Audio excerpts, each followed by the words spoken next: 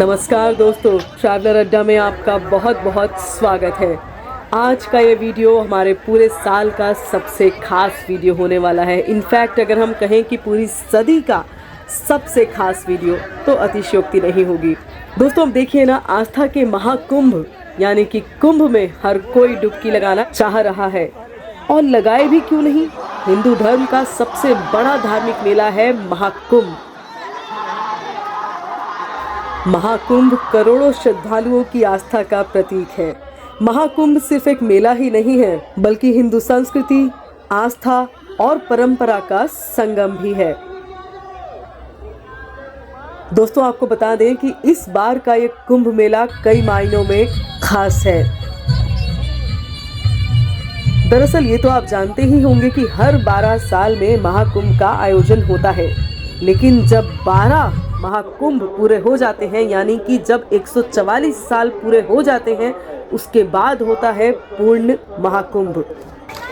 13 जनवरी 2025 से जो महाकुंभ का मेला प्रयागराज में लगा है, उसकी खासियत और भी बढ़ जाती है, क्योंकि ये 144 साल बाद होने वाला पूर्ण महाकुंभ है।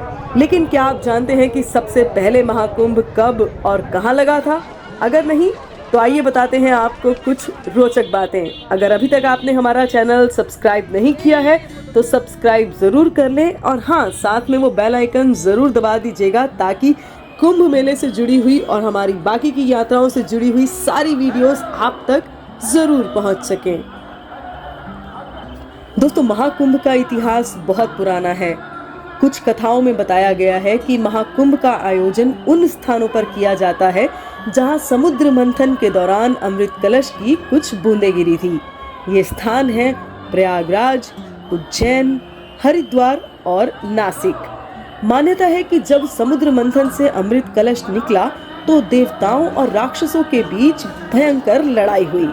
भगवान विष्णु ने मोहिनी अवतार लेकर अमृत कलश को जयंत को सौंपा, जिन्होंने कौवे का रूप धारण कर अमृत कलश को राक्षसों से छीन लिया, और जब वो इसे लेकर भाग रहे थे तो उसी अमृत कलश की कुछ बूंदें इन स्थानों पर गिर गई थी, और तभी से केवल इन्हीं स्थानों पर कुंभ मेला आयोजित किया जाता है।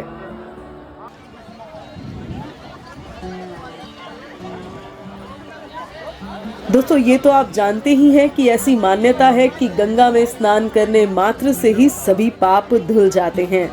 ऋषि वेद व्यास ने अलग अलग पुराणों में गंगा के स्नान के महत्व को बताया है, और यही वजह है कि श्रद्धालु आस्था के इस महासंगम में एक बार जरूर डुबकी लगाना चाहते हैं। तो अगर आप भी इस पवित्र पावन महाकुंभ में शामिल होने की सोच रहे हैं, पर कहाँ जाएं, कैसे जाएं, कहाँ रुकें और बहुत सारे सवाल जो आपके मन में हैं, उन सभी सवालों का जवाब आज आपको इस वीडियो में मिलेगा।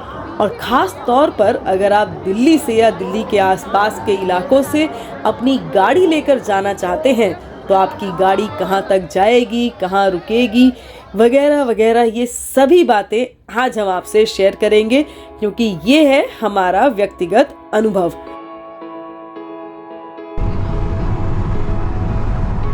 क्योंकि हम भी अपनी गाड़ी से निकले दिल्ली से प्रयागराज के लिए। अब क्या बताएं आपको, ये तो आप जानते ही हैं कि इस समय ट्रेन की टिकट मिलना बहुत मुश्किल है। तो हम दिल्ली से निकले सुबह के 10 बजे। वहां रुकने के लिए होटल हमने पहले से ही बुक कर लिया था, जो कि सिविल लाइन के पास था। गाड़ी से जाते हुए लगभग 9 टोल रास्ते में पड़े और अंदाजन 1500-2000 रुपए का टोल का खर्चा आया। और बाकी पेट्रोल या सीएनजी वगैरह की बात करें तो वो तो आपकी गाड़ी की माइलेज तय करेगी। बाकी रास्ता जो है वो 800 किलोमीटर का है। यहाँ से शुरू होती है तैयारियाँ। आप चलते जाओ, देखते जाओ, फोटो लेते जाओ।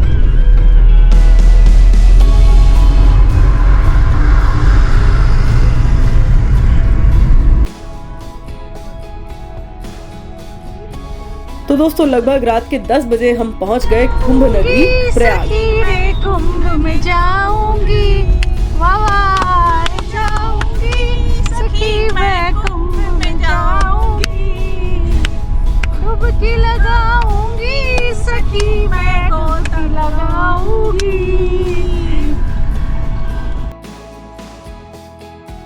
डेस्टिनेशन पे पहुंच गए। और ये हमारा होटल है और पैरों की लग गई है वॉट। चलिए उतरिए फाइनली। गोल्डन मिला। क्या बात है, नहा लो कुंभ।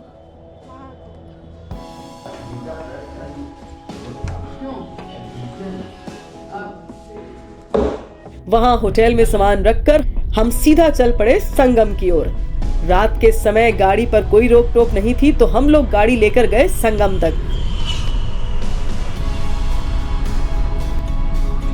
और आप यकीन नहीं करेंगे कि रात के 12 बजे भी लोग इस दिव्य कुंभ में त्रिवेणी घाट पर डुबकी लगा रहे थे। किस तरीके का व्यू रहता है वहाँ देखने के लिए। 5 किलोमीटर है, आप देख सकते हैं किस तरीके से लाइटों की व्यवस्था की हुई है।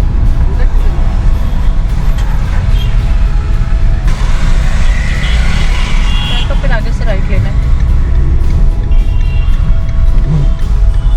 Exit the roundabout onto National Highway 30. मेला क्षेत्र में बिना पास के वाहनों का प्रवेश वर्जित है। चलते रहिए। ये कच्छप द्वार आप देख सकते हैं। हाँ, ये बड़ा सा द्वार बना हुआ है ना। हाँ, और सभी लोग पैदल ही अपने गंतव्य मार्ग की तरफ चल रहे हैं। ये देखो ये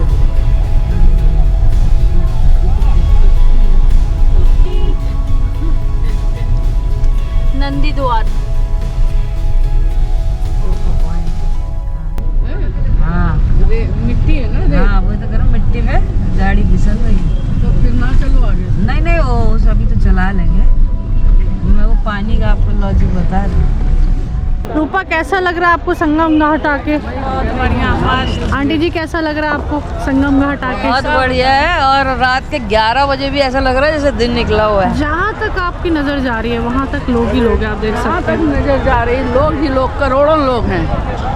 इनके बीच में भीड़ में अगर खो जाए तो फिर मिल नहीं पाएंगे, इतनी भीड़ हुई है। क्या क्या मिलेगा खाने में? मैम हमारे पास फिलहाल जो आज का कार्यक्रम है, ये छोले भटूरे हैं, आलू पूरी की सब्जी है, चावल है और गुलाब जामुन है, छोले चावल है, छोले भटूरे हैं। अच्छा बाकी हमारे पास चाइनीज में भी रहता है, आज खत्म हो गया। अच्छा, वो कोई बात नहीं।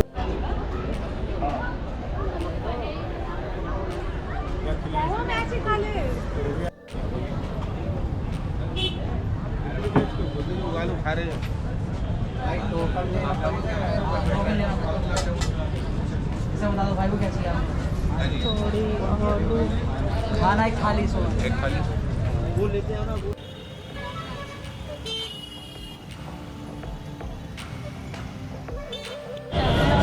चले हम लोग सिविल लाइंस के लिए, और सिविल लाइन से हमने चुंगी के लिए एक रिक्शा लिया है। चुंगी से घाट बहुत ही पास है, तो चुंगी तक आप ये बैटरी रिक्शा कर सकते हैं। 20 रुपये प्रति सवारी है।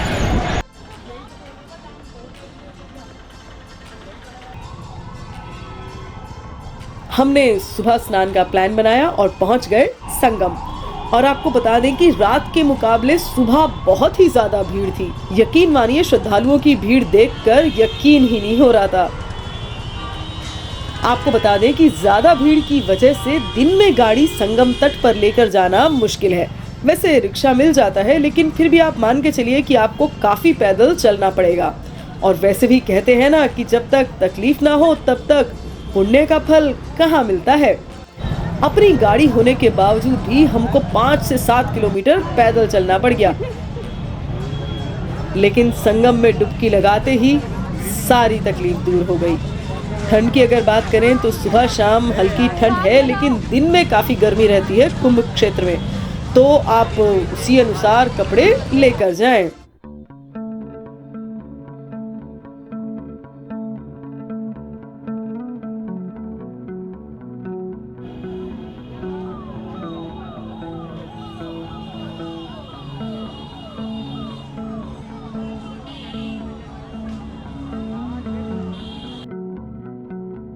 एक और बहुत काम की बात, अगर आप अभी तक महाकुंभ होकर नहीं आए हैं और जाने का विचार कर रहे हैं और सुकून से महाकुंभ में डुबकी लगाना चाहते हैं, तो भाई शाही स्नान और खास तिथियों में ना जाएं।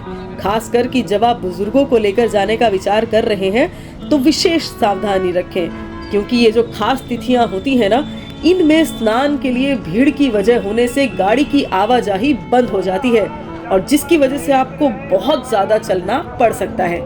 अगर आपको भीड़ पसंद है तो स्नान के दिन जाइए। गाड़ी लगभग 10 किलोमीटर पहले रुकनी पड़ेगी और केवल स्नान के लिए कम से कम 12 से 15 किलोमीटर पैदल चलना पड़ेगा।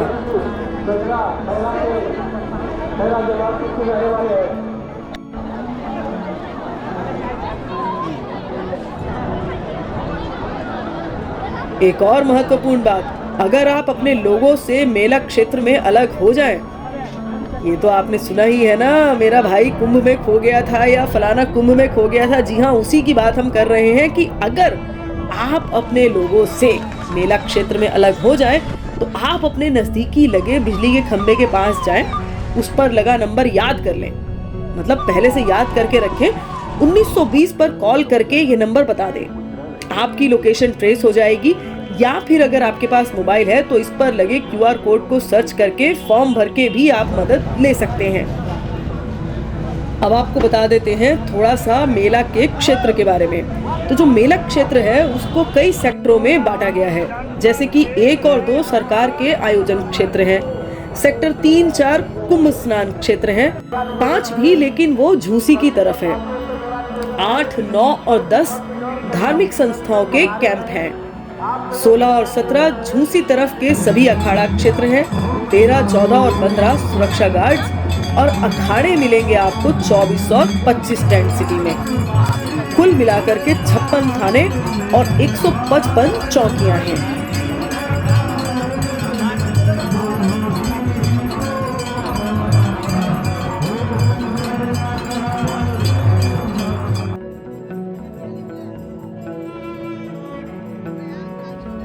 दोस्तों, महाकुंभ में स्नान के बाद त्रिवेणी संगम से कुछ ही दूरी पर आपको दर्शन होंगे लेटे हुए हनुमान जी के।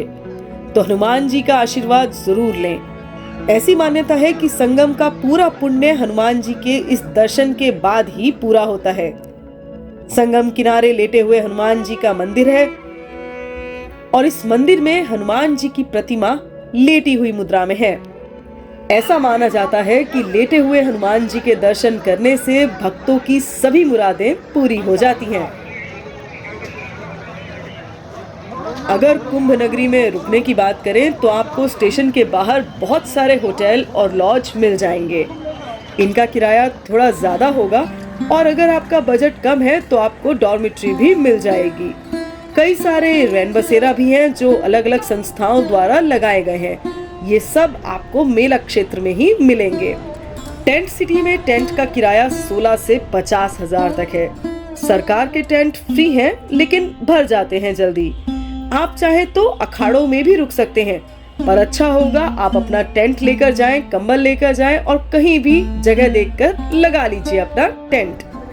खाने की अगर बात करें तो प्रयाग आने के बाद आपको खाने के लिए बिल्कुल भी नहीं सोचना पड़ेगा। आप बैंक रोड से या बालसन चौराहे से आगे निकलेंगे तो हर 500 मीटर पर आपको एक भंडारा मिलेगा। कई जगह कचौड़ी सब्जी, छोला चावल, खिचड़ी आदि आपको मिलेंगी। और इसके अलावा आपके मनपसंद स्विगी जोमेटो तो है ही, उनसे भी आप ऑर्डर कर सकते हैं, लेकिन इनकी डिलीवरी चुंगी क्षेत्र के उस तरफ नहीं होगी। ट्रेन्स की अगर बात करें तो भाई यहाँ 5 मुख्य रेलवे स्टेशन हैं। प्रयागराज जंक्शन, यहाँ उतरने के बाद आप सिविल लाइंस जा सकते हैं और वहाँ से आपको बालसन चौराहे तक की ऑटो मिल सकती है। प्रयागराज संगम, ये मेला क्षेत्र के सबसे नजदीक का स्टेशन है। यहाँ से मेला क्षेत्र मात्र 1 किलोमीटर से थोड़ा अधिक पड़ेगा। ध्यान रहे शाही स्नान और कुछ विशेष दिनों पर ये स्टेशन बंद रहेगा। प्रयागराज जंक्शन, ये स्टेशन लगभग 5 किलोमीटर दूर है। अगर आप यहाँ उतरते हैं तो यहाँ से आपको पैदल ही मेला क्षेत्र तक जाना पड़ेगा। रात्रि के समय आपको ऑटो मिल सकती है। फाफामऊ, ये स्टेशन प्रयाग जंक्शन से पहले पड़ता है। यहाँ से उतरकर आप बैंक रोड जा सकते हैं और फिर वहाँ से मेला क्षेत्र में पैदल जाना पड़ेगा। और अंतिम है प्रयागराज छिपकी, यहाँ से आपको बालसन चौराहे की तरफ आना पड़ेगा और बाहर निकलते ही आपको ऑटो मिल जाएगा। आप बैंक रोड से सीधा पैदल भी जा सकते हैं या फिर सिविल लाइन से ऑटो पकड़कर चुंगी या बैंक रोड जा सकते हैं। दोस्तों, अंत में अपने अनुभव के अनुसार आपको कुछ खास बातें ज़रूर बता दें जिनका आप विशेष ध्यान रखें अगर आप कुंभ जाने का विचार कर रहे हैं तो। चाहे आपका जितना भी मन हो, कोशिश करें छोटे बच्चों को लेकर ना आए। और साथ ही साथ क्योंकि आपको बहुत ज़्यादा पैदल चलना पड़ सकता है, इसलिए बहुत ज़्यादा सामान भी लेकर ना आए। अपने फ़ोन और पर्स का विशेष ध्यान रखें और अपने खास करीबी लोगों का और साथ ही जितने लोग आपके साथ हैं उनके फ़ोन नंबर्स लिखकर अपनी जेब में ज़रूर रख लें। वैसे तो आपके आसपास कई सारे पुलिस वाले रहेंगे, ऐसे में अगर कोई खो जाता है तो जाकर तुरंत अनाउंसमेंट कराएं। इस सब में पुलिस वाले आपकी सहायता करेंगे। और साथ ही मेला क्षेत्र में एक हॉस्पिटल भी बनाया गया है, तो अगर आपको ऐसी कोई ज़रूरत पड़ती है तो उसके लिए भी आप पुलिस वालों से संपर्क कर सकते हैं। और सबसे अहम बात, डुबकी लगाते समय यानी कि कुंभ स्नान करते समय फ़ोन और अपने सामान का विशेष ध्यान रखें, क्योंकि उस समय संगम के किनारे भीड़ ज़्यादा हो जाती है और ऐसे में अनेक प्रकार की दिक्कतें हो सकती हैं। तो ये कुछ खास बातें थी और ये था हमारा कुंभ का अनुभव। अगर आप ऑलरेडी यात्रा करके आ चुके हैं और ये वीडियो देख रहे हैं तो आप अपना अनुभव हमसे कमेंट बॉक्स में ज़रूर साझा करें। और साथ ही साथ अगर कुंभ से जुड़ा आपके मन में कोई भी प्रश्न है ना, तो वो भी आप कमेंट बॉक्स में लिख दीजिए और हम पूरी कोशिश करेंगे उसका जवाब देने की। और हाँ, अगर आपको ये बात काम की लगी तो आप इस वीडियो को अपने संबंधियों और दोस्तों, मित्र, रिश्तेदारों सबसे शेयर करें और साथ ही साथ इस चैनल को सब्सक्राइब और इस वीडियो को लाइक ज़रूर कर लीजिए। मिलते हैं अगले वीडियो में, तब तक के लिए अपना ख्याल रखिए। नमस्कार।